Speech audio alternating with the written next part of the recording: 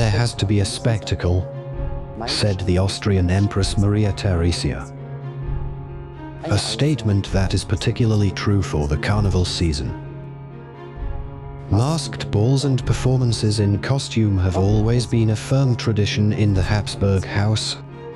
So today we are taking a closer look at a few interesting events from the Carnival days of the 19th century. In the early 1860s, for example, we see the comeback of a good old friend.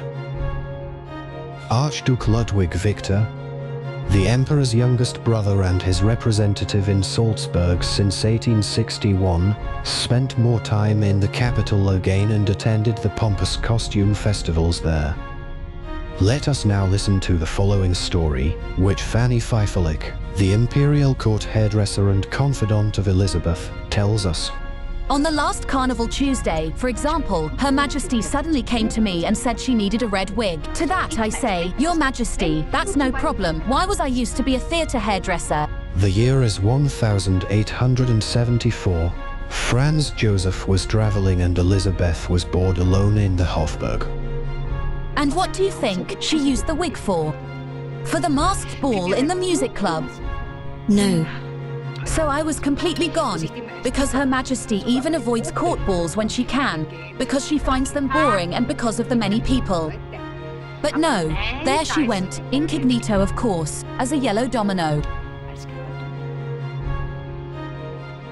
The complete costume consisted of a wig, veil, mask and a yellow sleeveless silk cape with a hood called a domino. The monarch was by no means alone, but accompanied by her reader.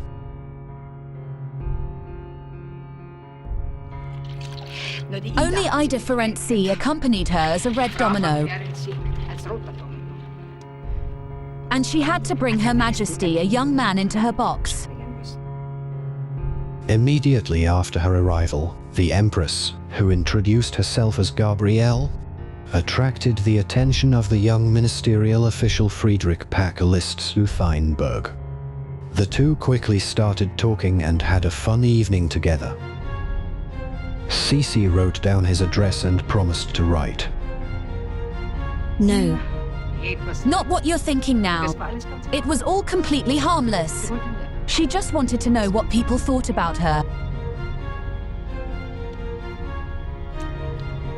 Wonderful.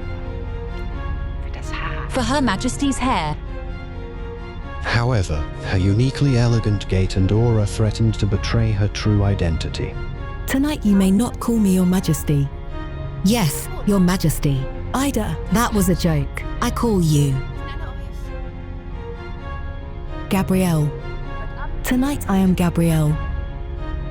Before the hot-blooded admirer could unmask her, Ferenczi grabbed her arm and pulled her through the crowd to a waiting carriage. All that remained was her delicate silk fan. If you excuse me now, a friend is waiting for me. No, don't go. Excuse me. Now that I found you, I don't let you go again. Come. Gabrielle, Your Majesty. What? Friedrich and Elisabeth, alias Gabrielle, actually maintained a sporadic correspondence for many years. However, as his questions about her true identity became increasingly rude, her interest faded. I'm really sorry that after 11 years you still find it necessary to play hide-and-seek with me. Anonymous correspondence has no appeal after such a long time. She ended the adventure.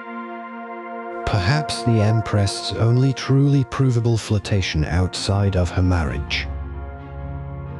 Feinberg never forgot the encounter throughout his life and kept the letters and the fan until his death in 1934. Does the story sound familiar to you? Well, it was the Emperor's great-great-aunt, Marie Antoinette, who met Count Hans Axel from Fersen exactly 100 years earlier, namely in 1774, under very similar circumstances. In contrast to the harmless flirtation of the Austrian monarch, the exact extent of the liaison between these two cannot yet be clearly proven historically. Countess Maria Larisch, a niece of Elizabeth, later claimed that Ludwig Victor also took part in the evening excursion, disguised as a woman. Similar to his oft-discussed transvestism, this is a historical error.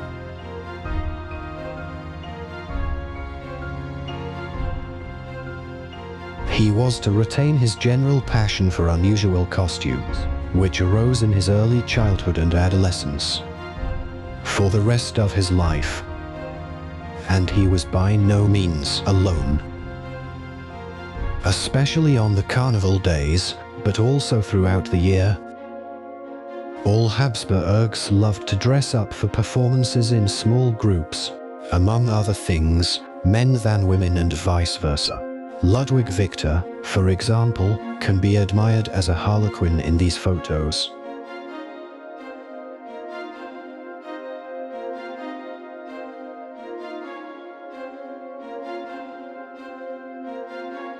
The so-called tableaux were part of the courtly entertainment program, in which pictorial representations were brought to life using real people, music, singing and dancing. As early as 1845, the 13-year-old Archduke Maximilian, in his mother's robes, and the matriarch herself, entertained the other family members in the domino. An enormous amount of effort was put into the equipment, starting with the costumes, props and backdrops. Sitting in the chair on the right, wearing a striped skirt, Countess Maria Larisch. On the left, with a flowered dress, Empress Elisabeth's favorite, her lady-in-waiting Countess Hunyadi. This tableau was part of a charity play in 1869. In addition to the playful aspect, there was also an educational aspect.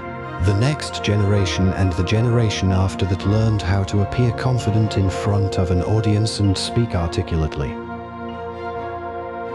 Crown Prince Rudolph was photographed here around 1880 as Emperor of the Holy Roman Empire. Apart from the appeal of the forbidden, Elizabeth's little trip to the music club was basically not necessary at all, as the Hofburg had Vienna's most elegant address for carnival events, the Riedten Halls, which were inaugurated with a masked ball under Maria Theresa in 1748. Making it an annual event, carnival tradition got rolling. Up to 3,000 people were able to have fun here until the monarchy collapses. From 1772, access was even permitted to people without belonging to the court society, including high representatives of politics, the church and the military. With the opening of the halls for all stands, the nobility increasingly retired to exclusive house balls. The Vienna Theatre newspaper published a special supplement in 1854, which showed people of different social classes in their carnival inconveniences. A good opportunity to talk about the differences between a court ball and a ball at court. It is not the same. The usual court ball took place in the richly decorated Riedten halls, lit with 10,000 candles. Invitations were sent to predominantly high-ranking guests. All other eligible guests were announced on a notice board. The men wore dress uniforms with all the medals, the women wore evening dresses and precious jewelry. The exact date of the spectacle was traditionally set by the Empress. Since Elizabeth deeply hated such mass gatherings, she put off this duty for as long as possible. For a young countess, being introduced to the Empress at the ball was an important turning point in her life. I'm looking forward meeting you, dear princess. I've heard a lot about you. As she was only then officially introduced into courtly society. The highest honor was being invited to tea with Her Majesty while everyone else plundered the buffet. According to eyewitness reports, her reserved attitude towards people in general and the court nobility in particular meant that a conversation with her was rather slow. And how did Franz Joseph think about the event? In a letter to his wife, he wrote, Today is the big court ball, which, as always, will be a rather tedious pleasure.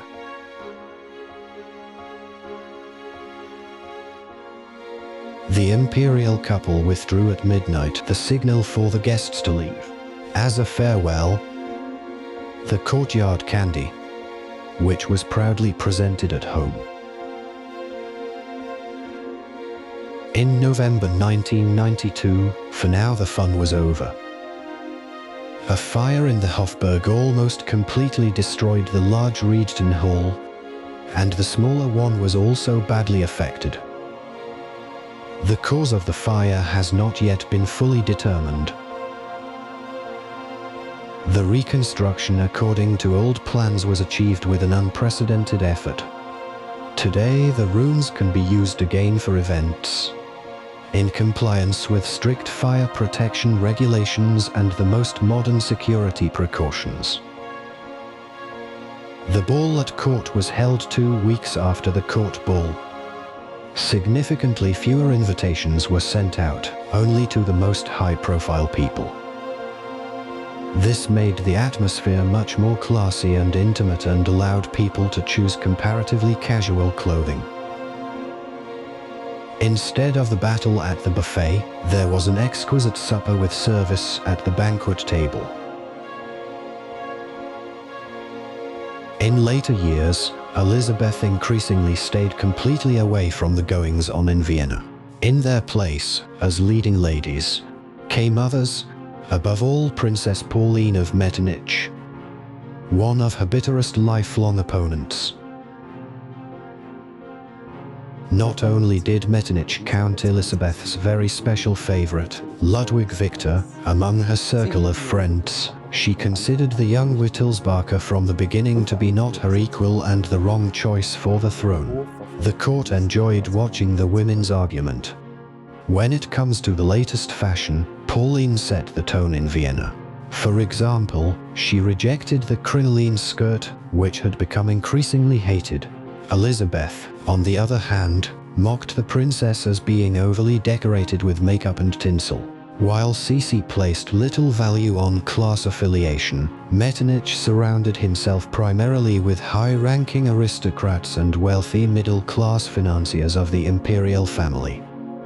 After the Empress assassination, Pauline finally became Grande Dame of the capital, a title she later shared with Nora Fugger. Her social commitment, charity work and support of the arts were contradicted by her addiction to gossip, which earned her nasty names. Some cities dedicate their carnival celebrations entirely to the Austrian imperial couple, such as the Italian city of Madonna di Campiglio. The annual Habsburg Carnival commemorates the visits of Franz Joseph and Elisabeth in 1889 and 1894. During the first visit, Sisi came alone, looking for peace and scattering after losing her cousin Ludwig II, her father Duke Max in Bavaria, and her son Rudolf shortly before. She was able to infect her husband Franz Joseph with her enthusiasm for the beauty of the place and its surroundings, and they returned together in 1894. Gunfire, the ringing of bells, and the cheers of the people accompanied their triumphant entry. The imperial couple went on long hikes and held lavish receptions in the Hofer Hall of the Hotel Relais des Alpes, in whose Art Nouveau frescoes both are still immortalized today.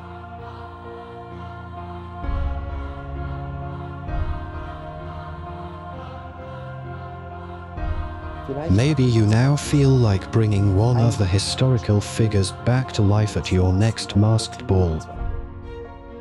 Regardless of whether it takes place in Germany, Austria or Italy. We will be happy to keep trying with our videos in the future and look forward to you tuning in again next time. For me, this court ball is over. But why?